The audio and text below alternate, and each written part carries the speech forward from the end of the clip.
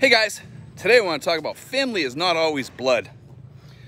You know, if there's one thing I learned in my life, that blood tie with family is a real thin tie. When I was back home, you guys have heard my story somewhat, and I don't want to get too much into this. I want to talk about the good part about this, okay? I found out that blood doesn't mean crap. And back home, a lot of guys are finding that out, and when they come over here, either they've lost their family from all this crap going on back home or whatever, and people don't talk or whatever, and they just threw up the fruit basket and says, I'm done with this. I'm not going to put up with this anymore. You know, they're done. And one thing I notice over here is this, is that people form new family ties when they reach here. So it's not only with your family of your girlfriend or your wife over here, or your wife's kids or your girlfriend's kids or whatever. Those are not just the only family ties. I mean, I've talked about the community ties too, but I have like Stan. Stan's like having a big brother over here. He's almost like having like another father over here, father figure in our family. He's like a grandfather to Joanne, and he's like a kind of a father figure to Badette, my girlfriend. And to Cedric, he's kind of like a grandfather. And it's wonderful having that. And then we have, for me, I have Rich B. You know, Rich out there is the moderator. And Rich is like almost like a brother. He's like a brother to me. You know, and I have Ronnie and Johnny, who's you know, like family. We don't get to see them much, but it's like they're like cousins or something that we don't get to see too much, but they're out there. You know, and we have Justin, who's like another brother here. And we also have all my girlfriend's family who comes over, you know, and we're really close too. And that's a good thing to have, because a lot of guys over here, when they come here, they don't have any of those ties. And you really need those over here to survive, because if you're a singleton, you know, as I would call it, or a loner, you know, you're not going to make it over here that well. Because when you get sick or you need somebody, you don't have anybody. You don't have anybody. In our group, you know what? They were the most loving people you could ever ask for. And my family back home, there's a lot of people I do love who I'm very close with back home. And they love me too. And I know that. You know, I have my sister back home. But, you know, I have those same type of ties like I do with my sister over here too, you know, with people over here. And I think that works for them too, the same way, having a relationship with me or my family or whatever. We have that bond. It holds us together. You know, we don't have anything to argue about over here, like politics or the woke stuff or any of that stuff. We don't talk about that. We don't bring it up over here because that's divisive stuff back home. It divides. It brings it into two. You know, it separates. I think the stuff that's going on back home, people need to say, look, I'm not going to talk about this stuff anymore because it doesn't really matter, because it's just dividing our country. It's tearing it apart. Over here, when you come over here, you realize that stuff, it's passé. It doesn't mean crap. They're fighting over nothing, stuff that's been put into their head. And God knows where it's coming from. A lot of people are saying, you know, it's George Soros, or it's the media, or it's the government, or it's Joe Biden or the Democrats, or some say it's the Republicans or what have you, you know, and who knows who started it? Who cares? It doesn't really matter who started it. The fact is, we should ignore it.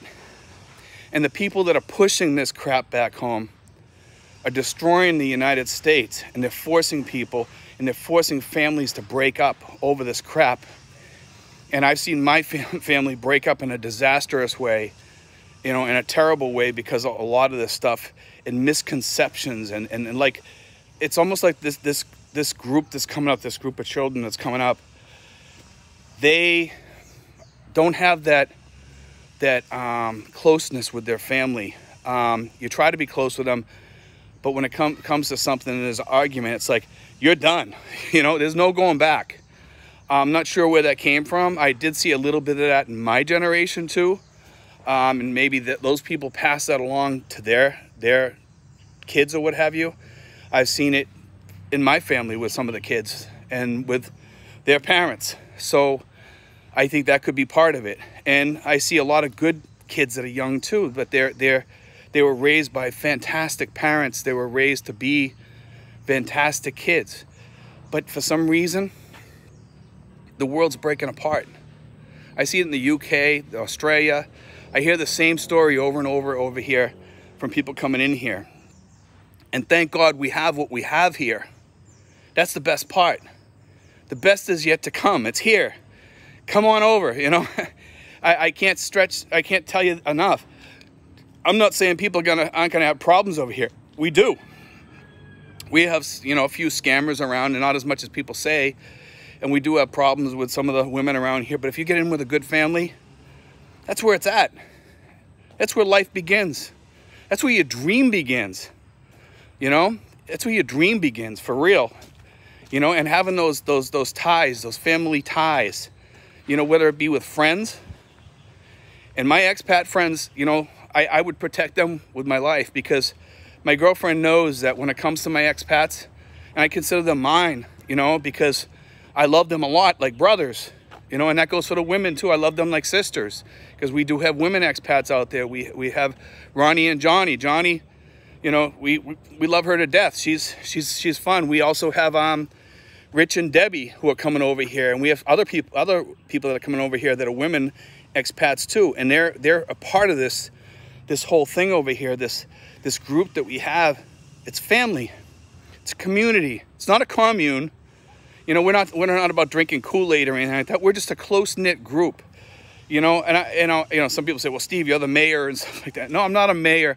I just kind of manage things to keep things together, to keep things rolling. And sometimes I find myself doing things I don't like to do, you know, holding things together or breaking up a disagreement with somebody with the maybe with the cable or the Wi-Fi or whatever, because sometimes we have those problems. And I understand, you know, I have to step in because they're having a problem. They don't know how to do it because they haven't been here long enough. That's part of being a brother or a sister, you know. And I think I'll always consider our group more of a family than it is a community. Although I call it the community because we have new people come in and they kind of have to bond with us first. And there's that bonding time where they have to kind of bond with us, and we don't get to you know them like overnight. So we have to really get to know them, and then eventually they get accepted into the community, into the group, and people start doing things with them, and they get really close. They invite them to go out to the mall, go get an ice cream. Like, hey, let's go up to Manila for the day and go do something. I love seeing our community / family when they do stuff like that. I love watching it. Sometimes I can't participate because I have a lot of stuff going on running the community, you know, and running the family or whatever you want to call it. And it's beautiful to see that happening when I see these people hanging out together and sitting there chatting and talking. I love walking outside my house and having, you know, anywhere between 2 to 6 people sitting outside my door sometimes, and they're out there chatting. And they didn't come over to see me. They come over to see each other and just to hang out and have that talk, that chat, that fun, that family feeling when they sit down over there. And sometimes they sit out there at night and just have a beer together or what have you.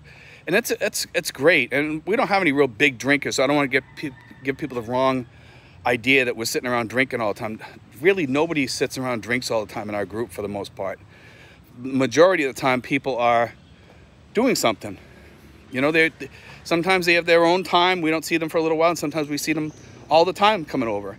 And, you know, they always see us. The new guys come over and they see us doing things, and sometimes they help out, sometimes they don't. And that's okay. We don't, you know, nobody holds that against anybody. We understand everybody in the group is different, you know, and everybody's going to participate different than others. We have some people that don't participate at all in our group, but we still see them. We still think of them as the same, as equals as the other members of the group. You know, we know that everybody's different, but we still love them just the same. You know, they're all our brothers and our sisters. And, you know, that's the best part. Family here is not always blood. Remember that. And you guys, I'm sure, have learned that back home to a certain extent, that, you know, some people have church family or a work family or what have you. And you're closer with that family sometimes than you are with your own family back home, or your cousins or your sisters and brothers or what have you. You know, sometimes you get like that. I mean, the closest person I am in my life is probably my sister, my girlfriend Badette, Joanne, and, you know, Justin and Stanley, and a lot of the community. I mean, Badette's my girlfriend, obviously. We're wicked close. You know, she's my other half, literally. She helps me with everything. I have Joanne. Joanne goes to school for nursing. She puts in the effort for school, and that's all I expect from her, is to put in her effort for school. You know, we are moving her to her own house right near us, and I'm paying for that so she can have her own house and have her privacy. She's in her 20s. She's my family, you know. But also those remember, those ties, some of those bonds will last forever. Some people have passed through our group, and I still talk to them, not often, all the time. And you know, I still have ties back home with friends that I consider family too. I have, you know, Jen back home. Jen used to be my partner at work. She's like my sister. You know, we don't talk often, but I love her, and I know she's always there if I need her help or whatever. She's always there, you know. And I have a lot of other people. I have Flette back home. Flette's a really good friend of mine. We don't talk that often because I get so busy with people, you know. But remember, family's not always blood ties. It's not always blood ties.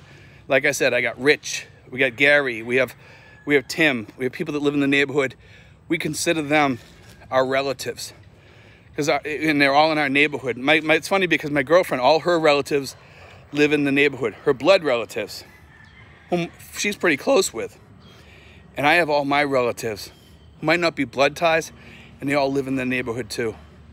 You know, they're all my relatives, and they're hers too. It's a bigger family now. God bless, guys. Take care. I hope you enjoyed today's show.